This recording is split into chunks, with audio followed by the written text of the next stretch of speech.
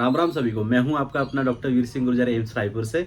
तो आज हम डॉक्टर नसीब खान सर के पास आए हुए हैं और आज का ये हमारा जो वीडियो रहने वाला है ये मेनली डिप्रेशन के ऊपर रहने वाला है।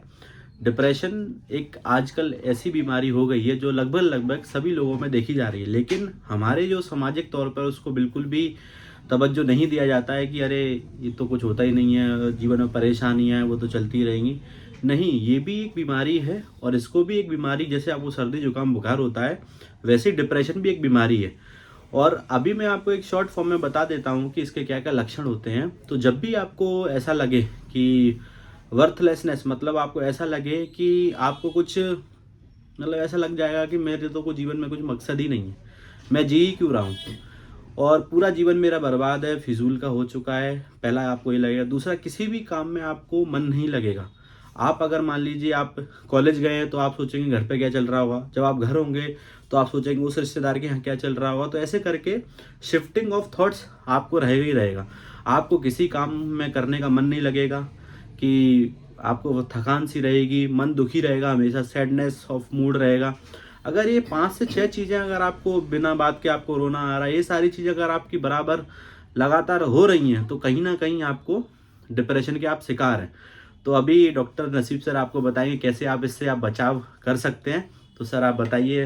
नमस्कार, मैं डॉक्टर नसीब ग्वालियर से। जैसा कि सर ने बताया कि आजकल कॉमन हो गया है डिप्रेशन, हमारी आसपास की ज़िंदगी में हम देख रहे हैं। बीइंग अ होम्योपैथ, मैं भी पर डे 1-2 पेशेंट से डील कर ही लेता हूँ मेंटल डिसऑर्डर से। तो सबसे पहले दोस्तों में ये जानना चाहिए कि ये डिसऑर्डर आने की पीछे बेसिक वजह क्या है। जो मैं अपनी प्रैक्टिस में और टीचिंग प्रोफेशन देख पाए हैं उसमें ये है हमारी फॉल्टी एक्सपेक्टेशंस, एक चीज़। दूसरा, फॉल्टी टेक्निक हमारी ज़िंदगी की चीज़ों से डील करने की।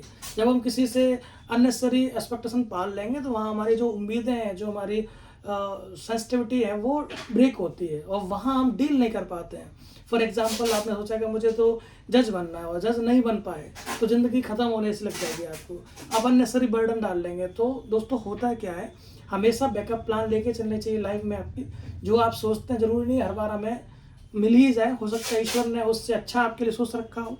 तो सबसे पहले हमें वो कॉज देखनी है, जैसे कि जेनेटिक किसी को आ रहा है या फिर इन्वायरमेंटल आपको आ रहा है या फिर ऐसे किसी लोगों के साथ में आप हैं जो आपको हमेशा नेगेटिव फील करा रहे हैं। तो दोस्तों, अगर ये कॉज जानने के बाद फिर आपको देखना है कि इस तरह के डिसऑर्डर से हम पार कैसे पा सकते हैं, यानी इसका प्रिवेंशन और ट्रीटमेंट क्या हो सकता है। तो प्रिवेंशन ये है कि अपने आप को हमेशा मोटिवेट रखें, अपना बी प्लान हमेशा रेडी रखें, ईश्वर की मर्जी मान के और सोचें कि इससे अच्छा हमें ज़िंदगी में सोच रखा हुआ ईश्वर ने। दूसरा, काउंसलिंग लेते रहें अपने दोस्तों के साथ, घुले मिले अपनी चीज़ों को शेयर करें एक अच्छे डॉक्टर के साथ। अपनी समस्या अगर फील कर रहे हैं आप, होपलेसनेस या डिप्रेशन या एंजाइटी इस टाइप की, तो उससे डिस्कस करें और अच्छी ट्रीटमेंट लेके आप इस चीज़ से बाहर आ सकते हैं। और दोनों ही चीज़ों में इसका ट्रीटमेंट अवेलेबल है आपको, एलोपैथिक साइड में भी, होम्योपैथिक साइड में भी, और एक अच्छा काउंसलिंग भी आपको इससे बाहर निकाल सकता है। तो दोस्तों, ये आपने सुना कि कैसे इसके लक्षण होते हैं, क्या इसके बचाव हैं और कैसे इसको प्रिवेंट करना है। तो मानसिक बीमारी है और इसके लिए आपके प्रयास बहुत लगते हैं, जिसमें जो हमारे पेशेंट होते हैं उसकी हम काउंसलिंग करते हैं कि उनको चीज़ें बताते हैं कैसे क्या है, उसके बाद मेडिकेशंस पर आते हैं।